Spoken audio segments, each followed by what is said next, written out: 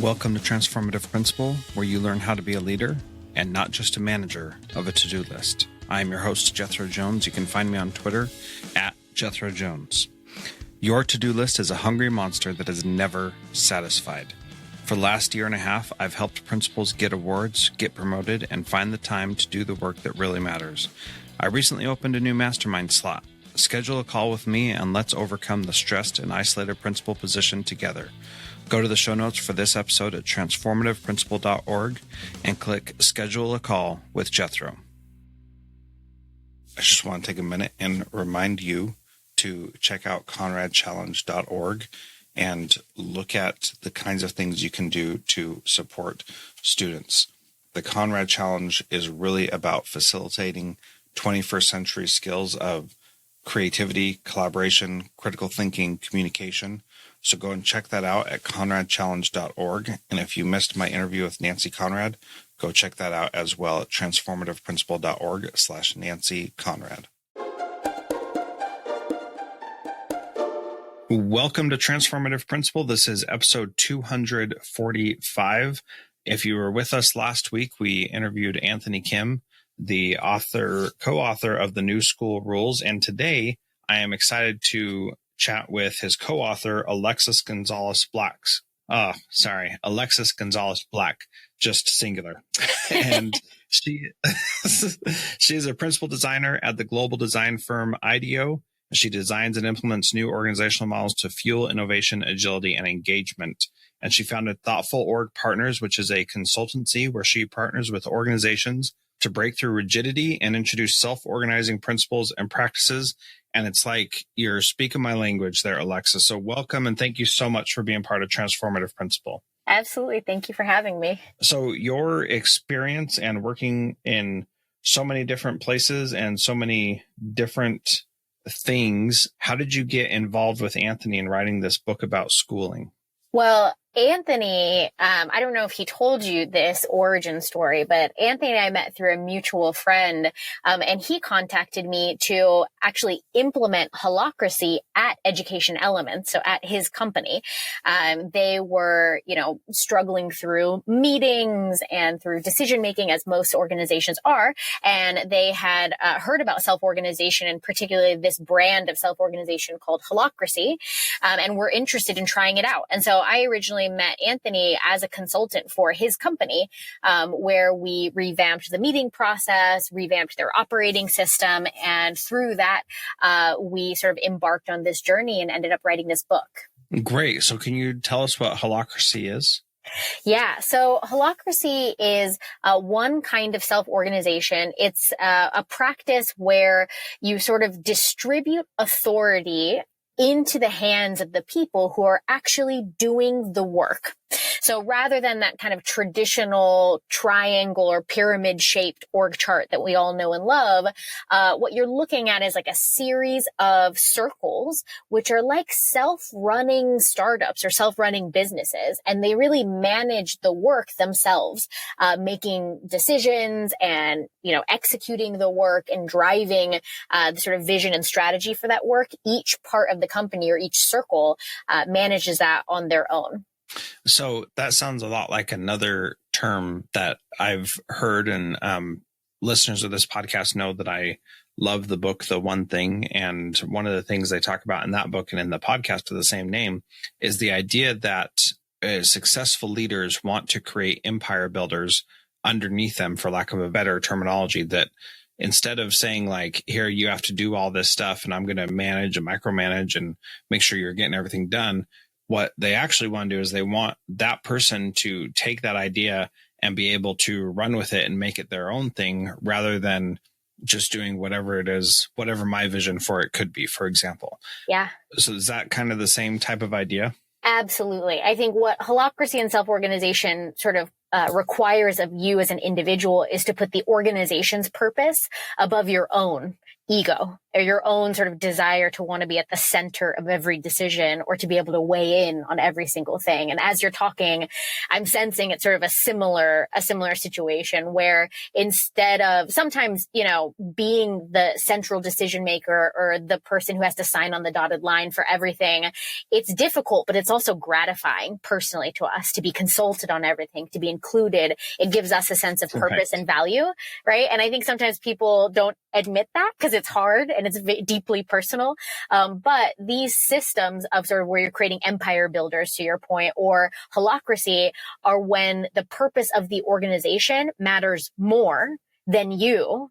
And you kind of have to subvert your own individual ego of like, I want to be the most important thing, to the purpose that we're working towards is the most important thing. And we need everybody to have ownership over that and to be able to drive that and to be able to react and pivot, with information as it comes in instead of waiting for me to consult on every single decision. Yeah. And this is where, like in education in particular, you would think because teachers are the ones doing the actual work with students, that this would be a natural thing that's part of education already, but it's really not. And so many times teachers are not involved in the decision-making process or the design process for their school. And I'm guilty of that myself. But also teachers sometimes have a resistance to being part of that thing, and principals have a resistance to being part of that at the district level, and so on and so forth. And so how do you help people see the need to put the organization's purpose above their own ego? Yeah, this is, as you're kind of talking, I'm remembering this experience that I had. I worked at Zappos, which is the online retailer, and we implemented Holacracy there, 1,500 people, big, massive overhaul. And I remember when I first started down that journey, I thought, how wonderful is it that we're going to give all these people power to drive decisions and to take ownership of their work. And I was sort of acting as sort of a chief therapist at that time, where people would come to me with all the dysfunctions of their team and say, I've got this awful manager and I really just want to have control or power over this. And so I thought, like, this shift to holacracy or self-organization is really going to liberate these people with all these complaints and challenges. And I had this incredible experience where we implemented holacracy. We flipped the switch. We, give people power. It was this very Oprah moment where we were like, you have power and you have power. And everybody was so excited. And then the next day and the next week and over the next month, I kept showing up in team meetings and it was crickets. Nobody wanted to say anything. Even though they had the power, they were reluctant to step up and to actually leverage that power or to use that. And so I think you just kind of mentioned this, that people are sometimes hesitant to take on that role. And you are so right. It is so deeply ingrained in our psyche and deeply ingrained in our own professional history. Don't step out of line, with great power comes great responsibility, and that can really quickly freeze people up. So it's definitely a challenge. And what it took for us was to take a step back and to realize that this is a muscle that needs to be built. It's not something that you automatically can unleash when given the power. It's like any good manager, right? And even when you're self-managing, you're deploying the same set of skills that you would as a manager. And that takes training, that takes time, that takes effort.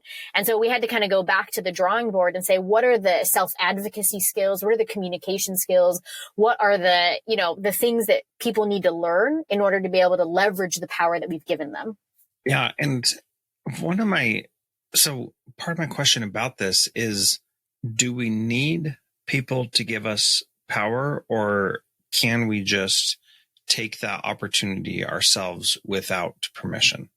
Such a good question, and really central to the book, because a lot of people who think about holacracy and these huge overhauls of systems are like, that's awesome, but my superintendent or my principal would never allow us to do that. We just don't have the ability to flip that switch and say everybody has power. So the book is really centered around what you're sort of asking, which is, where do you have influence over these structures? And how can you, just by the very nature of the role you're in and the scope of your role, how can you take power and really embody that and act in a different way that sort of demands that other people interact with you in a different way. And so I think there's certainly like large systemic issues that need to be addressed, but none of that will ever be true unless each of us sort of individually begin to embrace this notion of advocating for ourselves, managing ourselves in a really active way that sort of sets the tone and demands that people interact with us in a totally new way. Does that make sense? Yeah, absolutely. So a little while ago, I published my on my podcast, my year in review, my own self-evaluation of my time as a principal this year at my school. And it's something that I've done internally for myself, but this is the first time that I made it as public as I did, which was basically just like going through all the things that I'm evaluate on, and then giving my own perspective on how well I think I did. And I didn't like give myself a rating or anything. I think that the rating itself doesn't really matter to me, but the idea of just that piece of taking ownership of your own evaluation, there should be nobody that knows how well you're doing in your job any better than you yourself actually know, whether you're a teacher or a principal or whatever.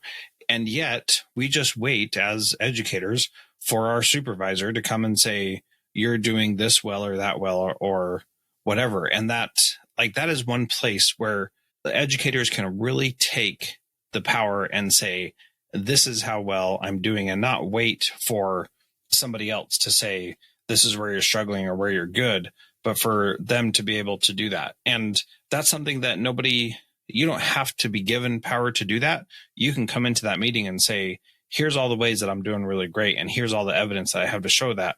But people don't really do that. Why is it when they have the opportunity for power or control over their own situation that they don't take it even then?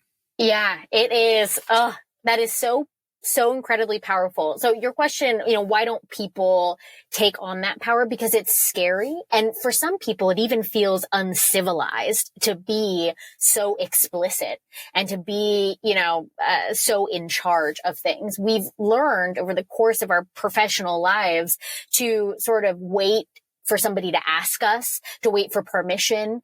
We've all been told to stay in our lane at one point or another. And these are the sort of things that echo in our brains when we have that sort of inkling, like maybe I could go a little bit further, or go beyond this sort of call, or take ownership over something. We have this narrative of fear, and so much so that people build these incredible stories around what might happen if they took ownership. And so part of undoing or unlearning this habit for us was interviewing people and saying, what's holding you back? Why aren't you saying anything?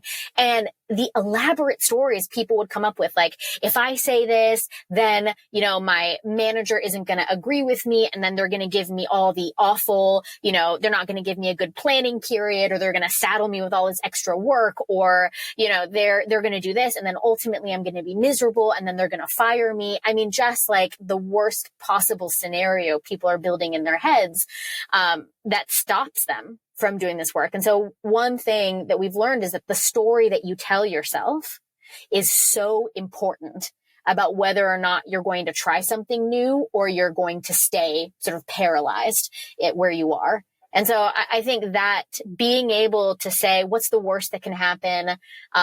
Being able to tell yourself a different story is so important in sort of taking that control back. And Jethro, do you mind if I share one other story about like being open about your flaws, or Yeah, I'd love it. Okay. I'd love it. We visited this place in this business in New York City called Next Jump.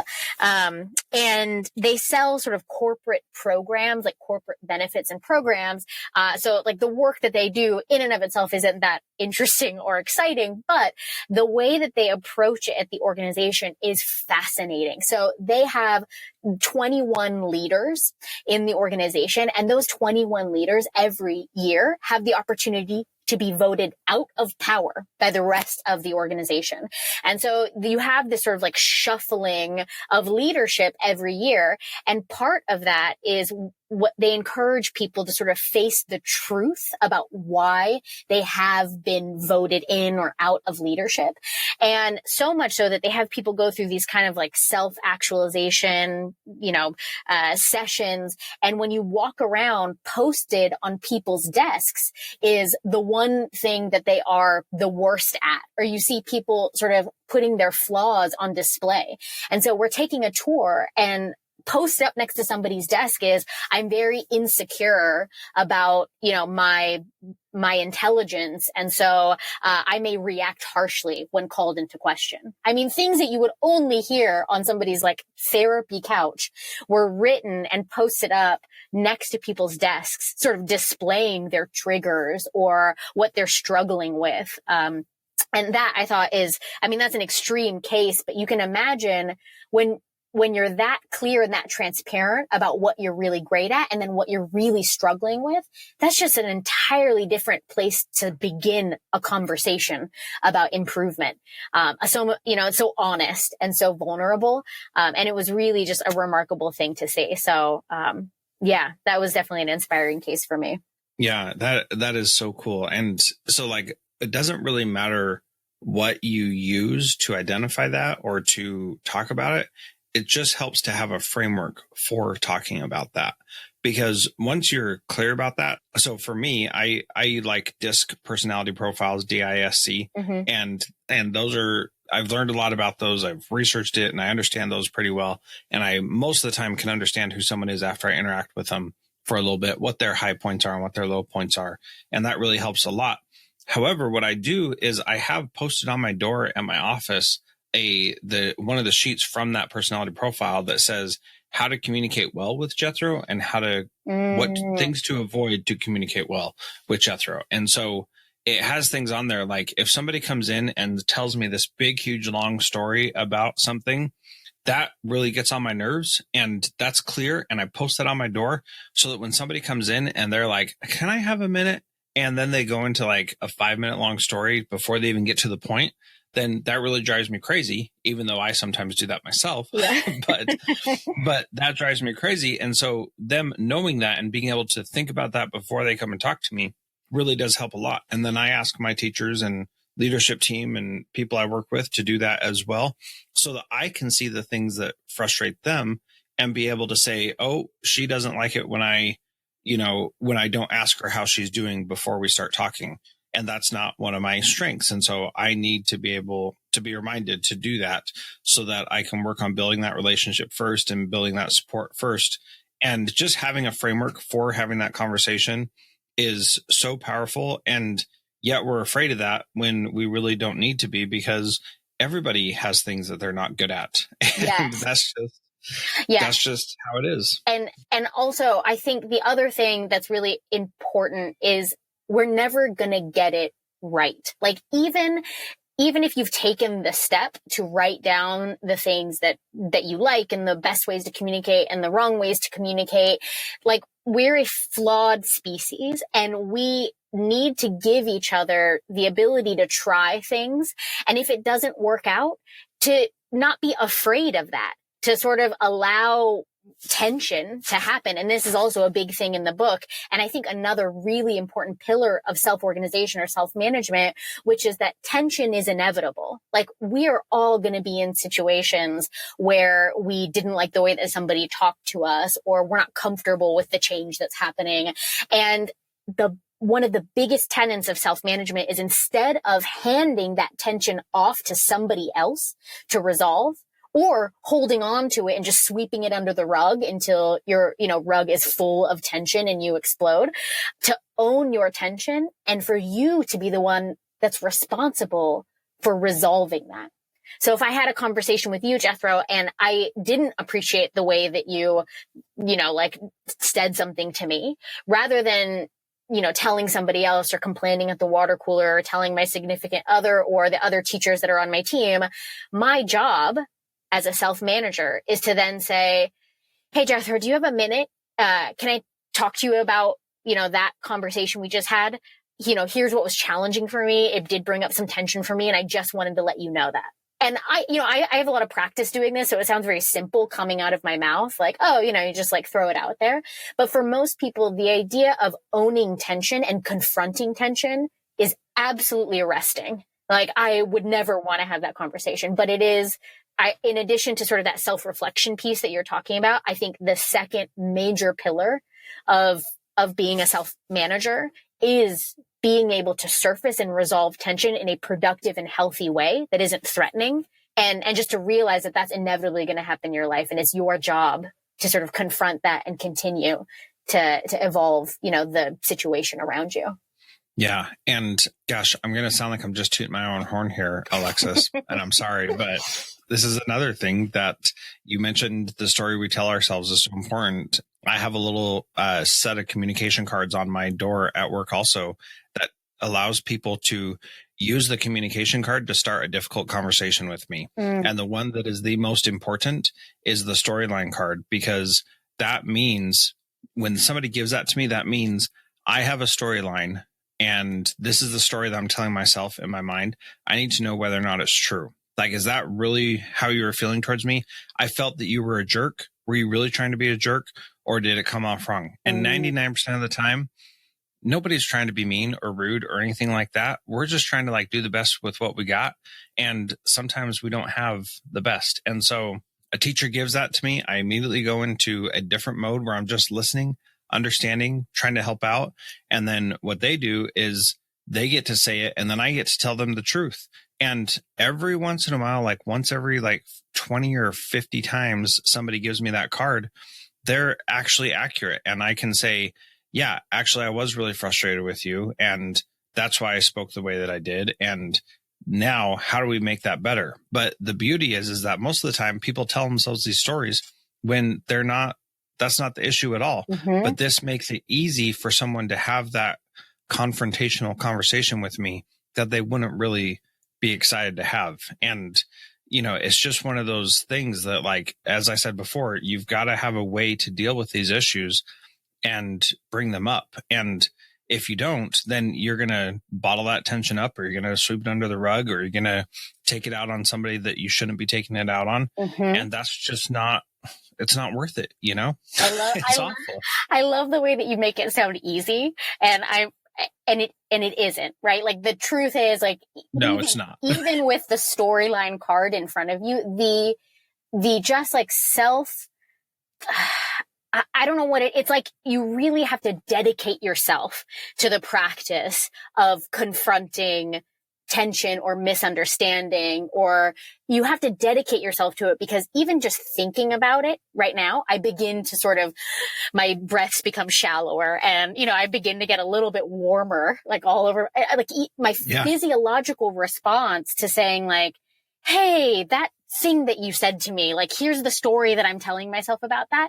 It is so hard. And so I think anything that you can do, a stack of cards, a prompt, a safe space, anything you can do to lower the energy that it requires to have those honest conversations in your school, in your organization, you're going to get pound for pound a huge payoff, because it really, like, giving people permission to have that it's so useful, because it is such a difficult thing to do, but so valuable, I totally agree. And it's something that we've got to be able to confront as leaders, and also something that as subordinates we need to be able to confront as well. And it's not enough for us to just make it okay for our people to do it with us. They've got to do it with each other and with our supervisor and everything in between, and allow students to do that with us as well. Yes. So one of the things that I want to talk about as well that I think ties into what we've talked about in a little bit different way is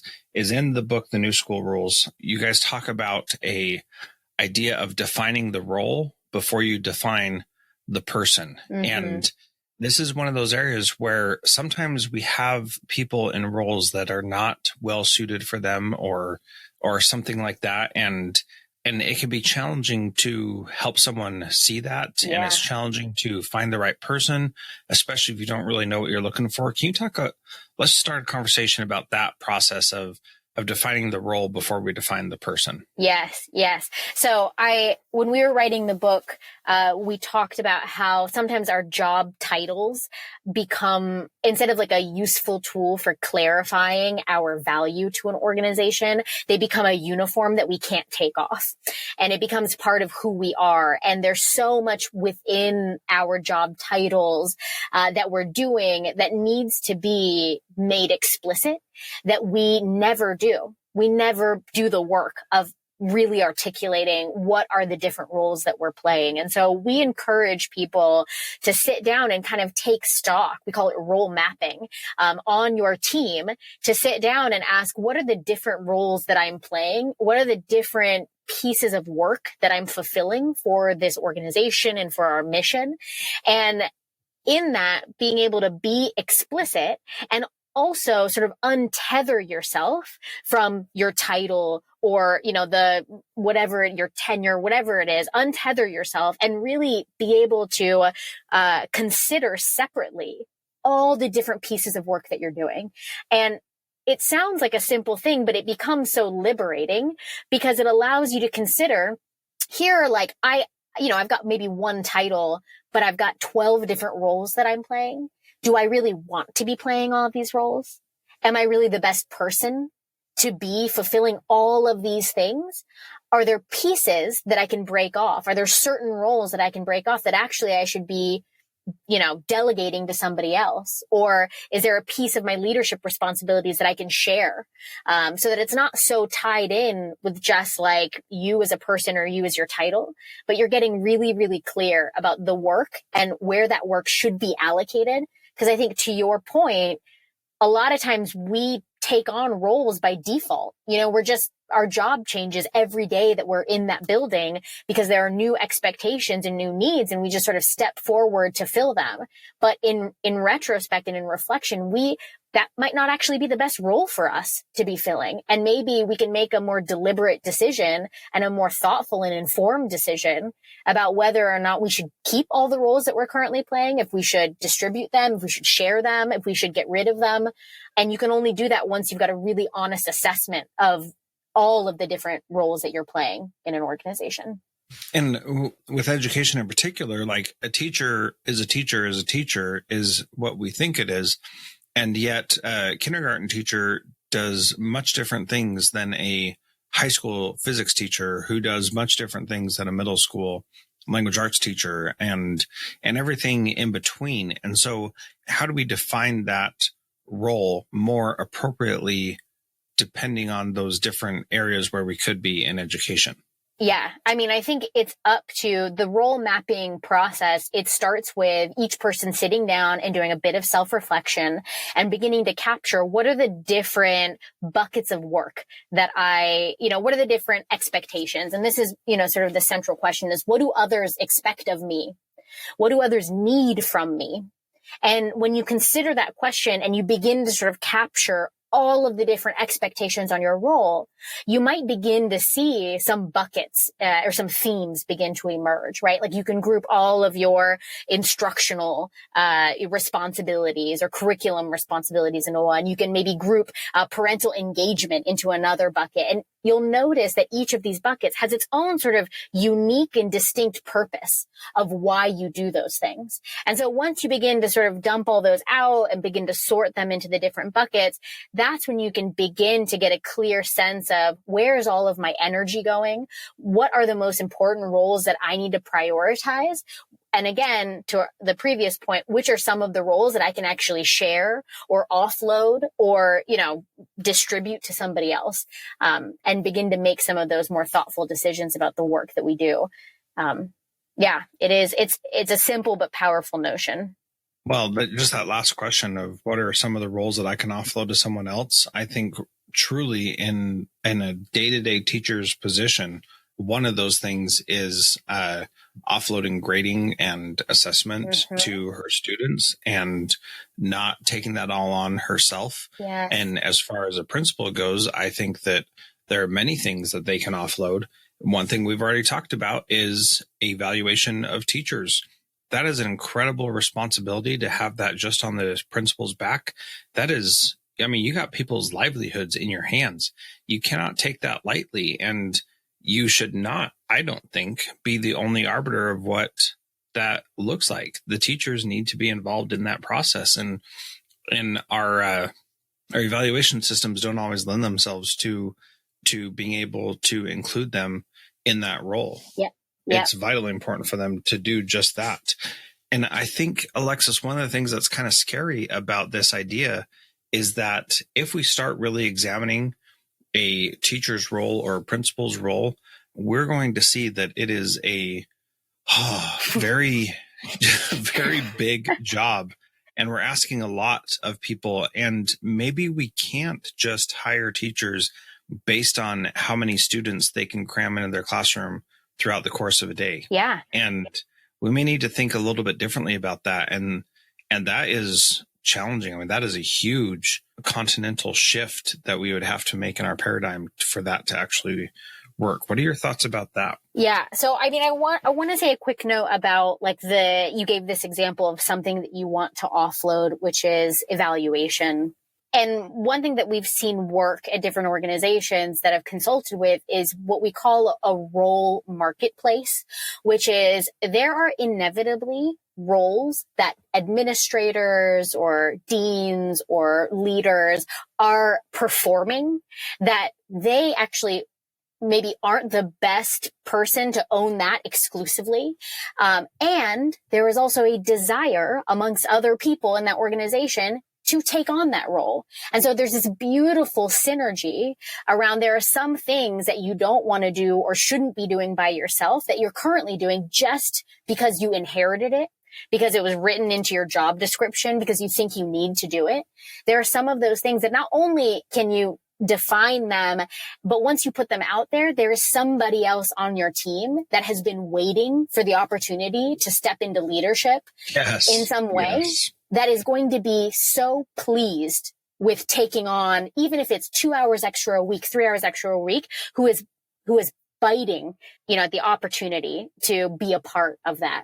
And we don't even know that those things exist in our schools and in our organizations. There's these pressure release valves that are there that we don't even know until we get really clear about it.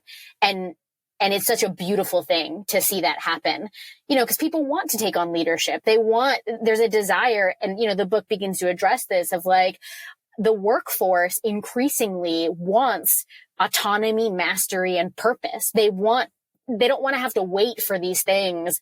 They want access to opportunity to leverage their skills in different ways, to grow, and to pursue mastery. And when you define your roles and delegate those roles or share those roles with other people, that's not only taking a weight off of you, but it is giving somebody a much desired opportunity to step into leadership. And I think that's so important. It doesn't require a policy overhaul. It's one of those things at the beginning of this podcast, you asked me, what are some things that we actually have the power to do? It's one of those things that you have the power to do. Yeah. And that idea there of people wanting extra opportunities. I was just having a Twitter conversation a few weeks ago with somebody who really wants to become an administrator, but that whole paradox of you have no experience, so we're not going to hire you, but you can't get experience because nobody will hire you kind of thing. Yeah. That piece is totally a reality. And this is a great way to give those people opportunities.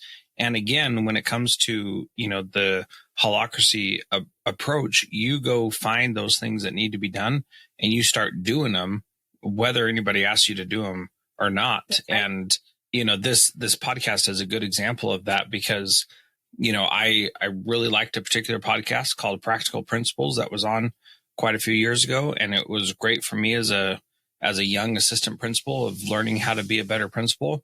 And then they stopped doing it. And I looked around and realized there was nobody else doing a podcast focused on principles. And I was like, well, somebody should do something about that. And then I was like, well, why don't I start one? And I gave all these reasons why I couldn't. And then I was like, okay, I'm just going to, after like 4 months, I was like, I'm just going to do one and see what happens. And then since that time on December 1st, 2013, I haven't missed a single week in producing an episode for this podcast. and now I have consulting opportunities, speaking engagements, a mastermind that I run with other principals that is just amazing. Cool. Yearly leadership summit in the summer. Like these things I didn't even know were possible. And now it's happening because I said, I want to be in charge and do something. And that, anyway, I just think that's powerful. So we did kind of avoid the question of what is that going to look like if we have to redesign how we allocate teachers' time in school, and it's not just how many kids you can cram in. So let's talk about that for a minute. Yeah. So is your question just sort of like the operating systems end of it? Like how do our systems evolve to this more flexible workforce that we're talking about? Is that sort of the... Boy, that's certainly one route we could go down, Alexis, and I'm happy to go down that route too. There's so many questions with that. Let's start there and see, how do we evolve to the point where I can hire a teacher and not put her in a classroom all day long because that's not where her skill set is, but she can do something else that is truly amazing.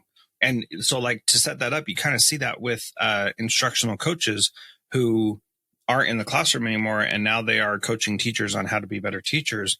But that's just one little aspect of so many more things that could happen. Yeah. I mean, there's so many of the larger, like these questions that we're talking about are really questions of sort of personal choice in the way that you run a school or in the way that you sort of, execute around your purpose and within your organization. And I think what it calls into question are, again, some of these larger structures of, full-time headcount and how do we allocate people in a fractional sense.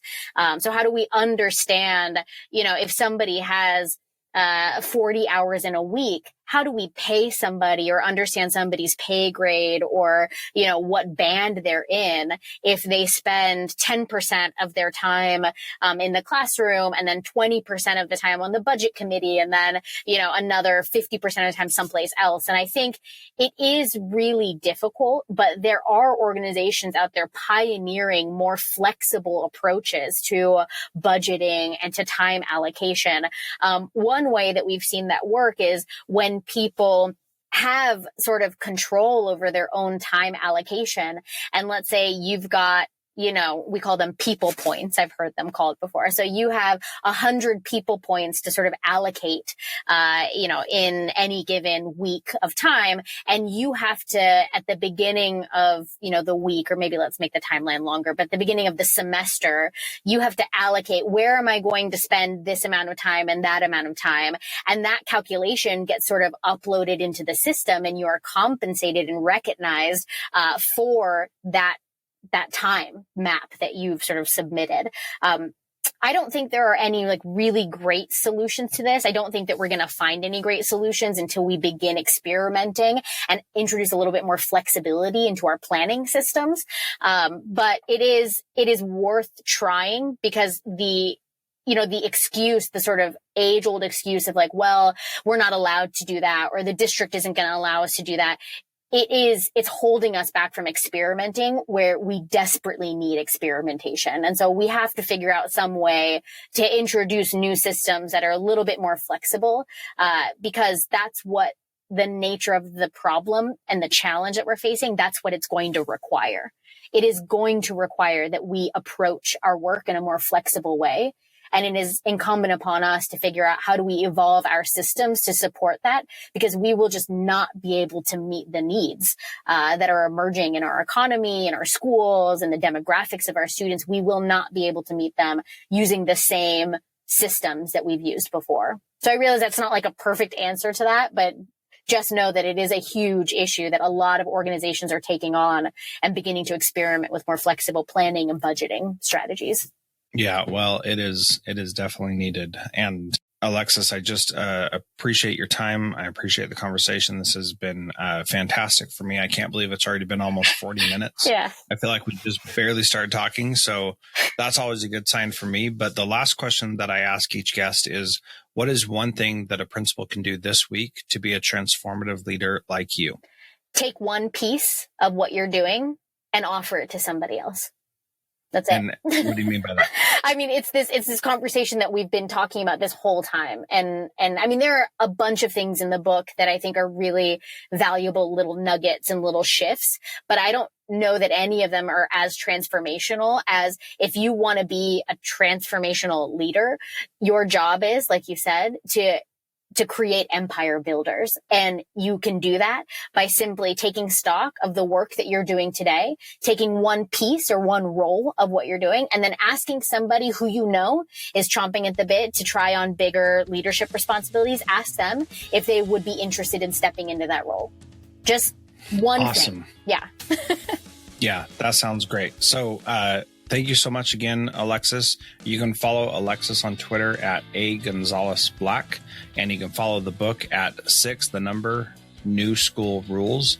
That is also on Twitter. And thank you so much, Alexis, for being part of Transformative Principal today. Absolutely. Thank you, Jethro, for inviting me.